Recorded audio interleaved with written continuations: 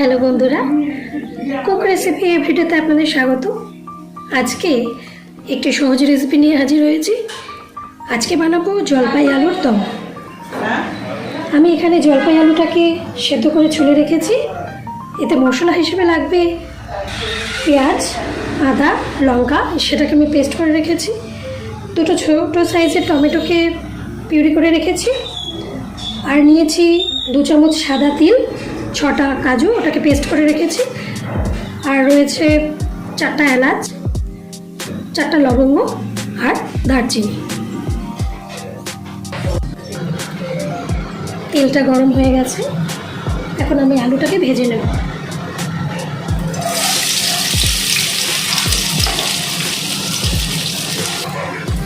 দিয়ে দিলাম পরিমাণ মতো নুন, দিয়ে দিলাম হলুদ গুঁড়ো।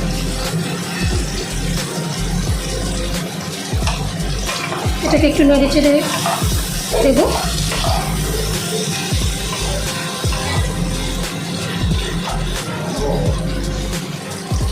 আলুটা সুন্দর ভাজা হয়ে এসেছে। এখন এই আলুটাকে তুলে নেব।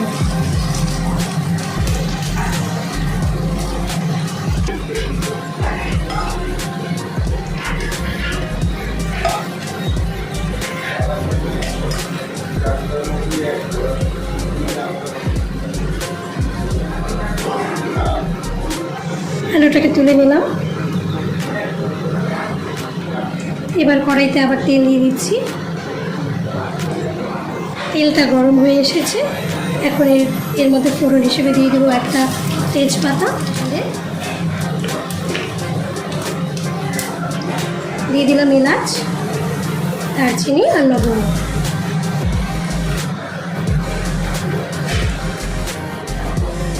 তেলের মধ্যে দিয়ে দেবো পরিমাণ মতন হলুদ, হাফ চামচের মতো কাশ্মীরি লঙ্কার গুঁড়ো। একটু নেড়ে চেড়ে নেব।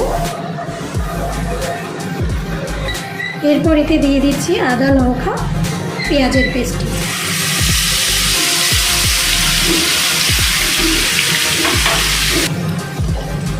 এক মিনিটের মতো একটু নেড়ে চেড়ে নেব।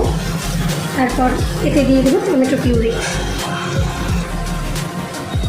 1 মিনিট হয়ে গেছে, এখন এতে টমেটো পিউরিটা দিয়ে দিলাম। সুন্দর মতো নেড়ে ছেড়ে নেব।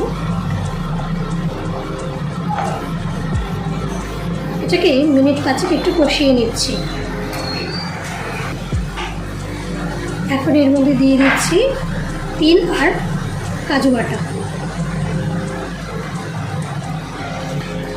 দিয়ে দিচ্ছি পরিমাণ মতো নুন।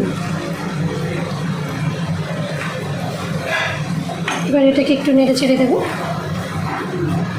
আবার এটাকে মিনিট 5 কষিয়ে নিচ্ছি।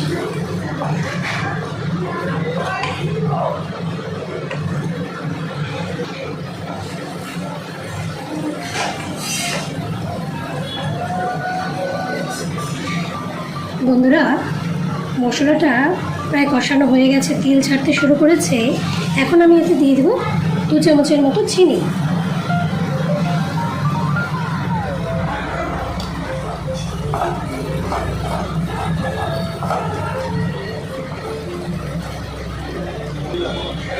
বন্ধুরা, 2 মিনিট হয়ে এসেছে, কি সুন্দর কালার এসেছে মশলাটার, দেখো।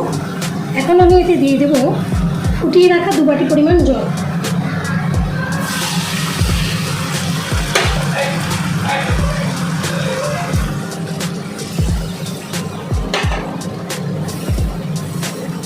মশলাগুলোকে এভাবে নেড়ে চেড়ে দেবো আর ঝোলটাকে একটু ফুটতে দেবো।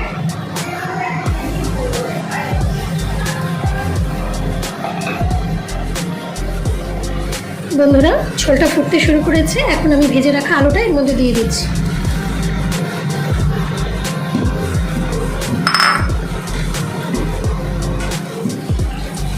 হাই ফ্লেমে এটাকে মিনিট 5 ফুটতে দেব। এটাকে ঢেকে দিচ্ছি। বন্ধুরা, 5 মিনিট হয়ে গেছে। এবার এটাকে নামিয়ে নিচ্ছি।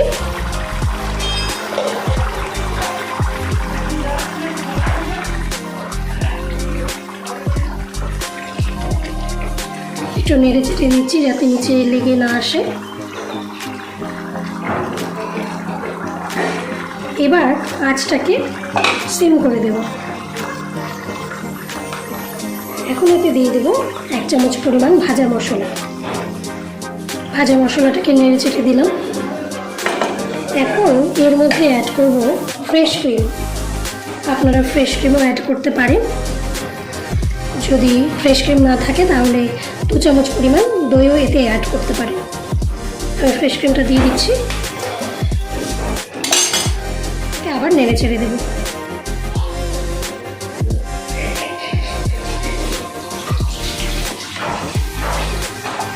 বন্ধুরা, ফ্রেশ ক্রিম বা দই যদি না থাকে এটাকে স্কিপ করে যেতে পারেন।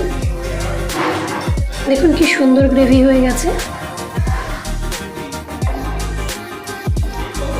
রুটি পরোটা দিয়ে এটাকে দারুণ হবে খেতে। আমি একটু টেস্ট করে নিচ্ছি। সামান্য পরিমাণে একটু লবণ অ্যাড করতে হবে এতে।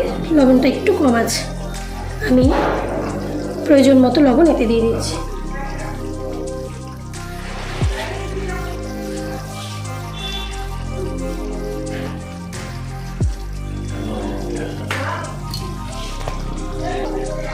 আমার জলপাই আলুর দম রেসিপিটি পুরোপুরি রেডি হয়ে গেছে। এখন এটাকে আমি আঁচটাকে অফ করে দিয়ে নামিয়ে নিচ্ছি। বন্ধুরা, আমি জলপাই আলুর দমটিকে নামিয়ে নিয়েছি একটা বাটিতে। খুব সুন্দর লাগছে, খুব সুন্দর কালার এসেছে। আপনারা বাড়িতে অবশ্যই রান্না করবেন এবং কমেন্ট করে অবশ্যই জানাবেন কেমন লাগলো ভিডিওটি। ধন্যবাদ সবাইকে।